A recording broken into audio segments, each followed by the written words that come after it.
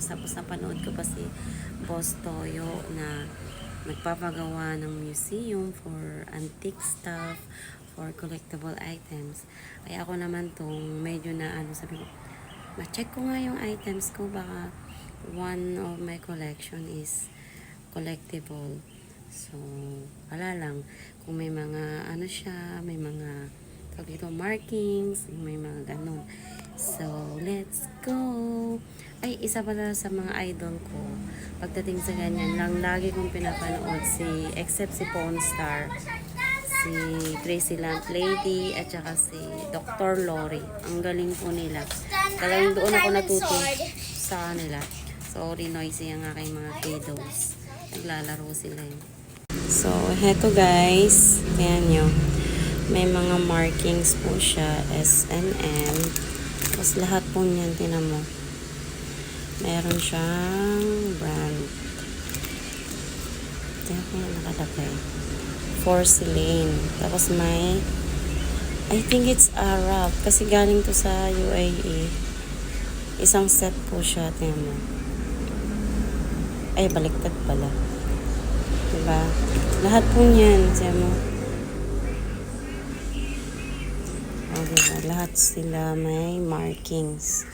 Diba? Ang galing niya. May marking siya. Including the, imagine nyo yung takip din, guys. Tingnan nyo. Super elegant niya, diba? Ito. Super careful. Tatakot akong magasgasan. Just imagine. Ayan. Boink. Ay, guys. May presyo pala siya. Price is 700 dirhams. T-pads 2T2. Penix. Da Vinci School. Cities Design, Art and Lifestyle Store. Ayan, may 7. Just imagine. Hindi ko na kailangan palang i-search. Ay, walang napansin. Ang tagal ko na nito eh. Grabe. 700 dirham pala yun. Baka ito lang yun, guys. Ang 700 dirham. Baka ito lang yun. Hindi kasama yung mga anik-anik niya.